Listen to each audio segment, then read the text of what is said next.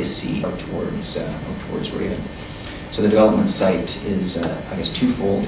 It's removed from the town center, existing high-density residential designations, and outside of residential development area A.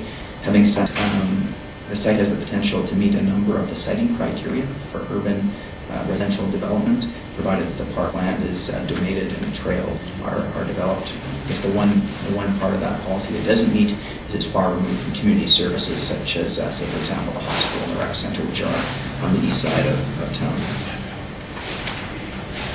In terms of residential development and the high-density residential designation,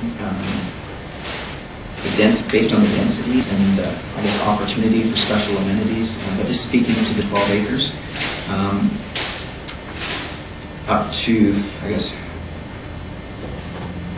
where are we here? Up to about almost 500 units could be developed on 12 acres of land. And the other thing staff looked at was existing residential opportunities in 3 residential development areas.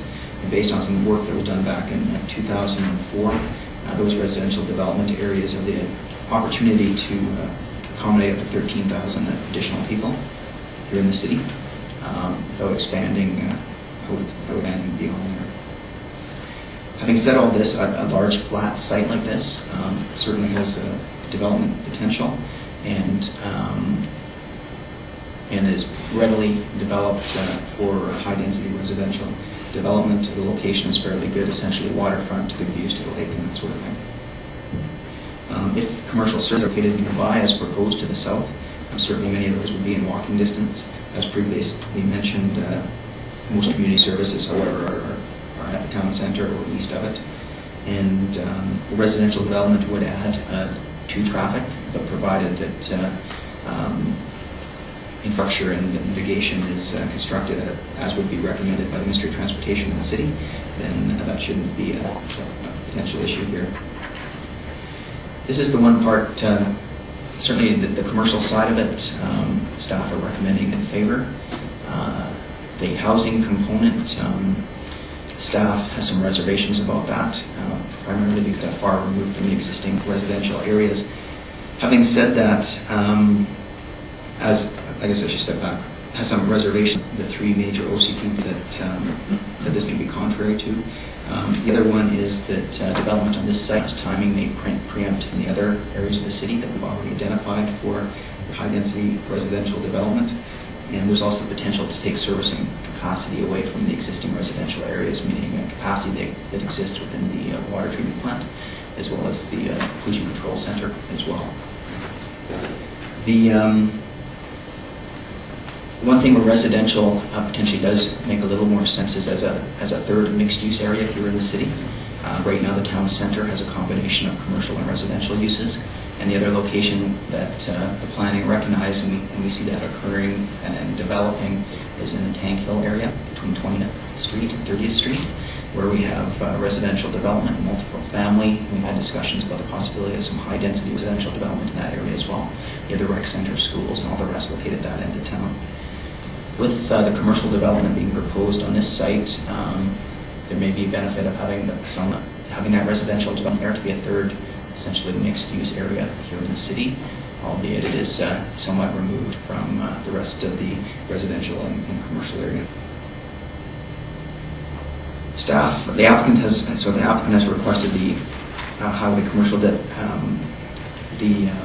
high-density residential in this location, based on the uncertainty about this fitting into the OC residential development in this location, and based on maybe the limited detail about the proposal at this time, are not recommending that the Phase 2 area be redesignated density residential, but are recommending that it be redesignated to acreage reserve and A2, the rural building zone, to have it remain as a separate, or have the potential to remain as a separate parcel. As I said, holding property, and when more details, staff and council consider an application with specific for the property with more information. It is being recommended, however, that the entire development site, including Phase 2, be included in the urban containment boundary to show that it does have development potential. I know the applicant will be speaking to this one in more detail when he moves forward with his presentation. The other consideration that needs to occur as part of the development is the urban containment boundary. The urban containment boundary currently follows the boundary of the existing highway commercial area. The urban containment boundary did not include the remainder of the site, just for the simple reason that was previously in the ALR when the OCP was adopted. Staff are recommending that the entire development site be included in the urban containment boundary. Extension of the urban containment boundary in this location is appropriate. This land is located outside ALR. The frontage of the development site is already located in the urban containment boundary.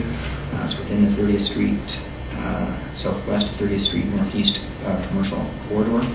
And the urban containment boundary in this location really doesn't create a precedent for further expansion to the north and the east properties in the lands, and to the west and ALR land and beyond. So again, staff will recommend the entire development site be included within the urban. I'm just going to speak a little bit about development permit area guidelines.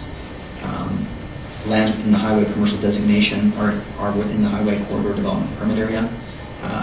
Multifamily developments would need a residential development area development permit approved by council as well.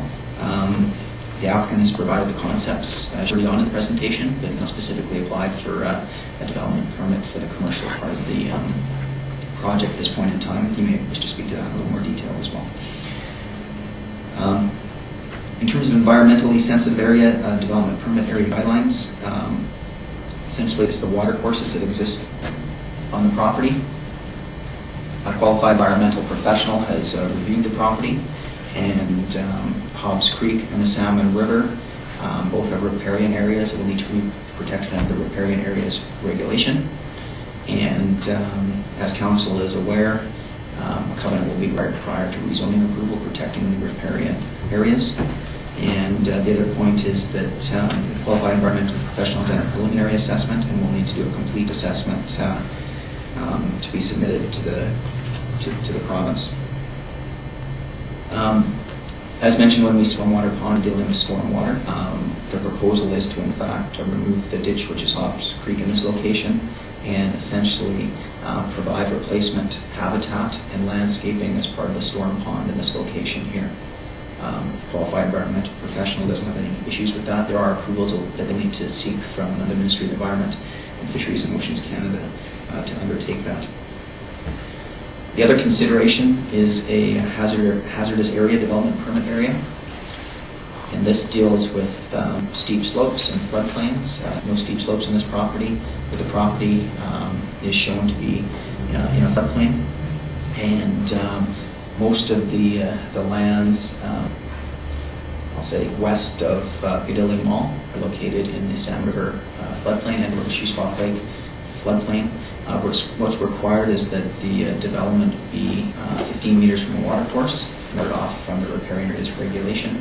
And the actual development itself, habitable space, needs to meet a minimum elevation. In this particular case for this site, it's a geodetic elevation, essentially above sea level of about 351 meters.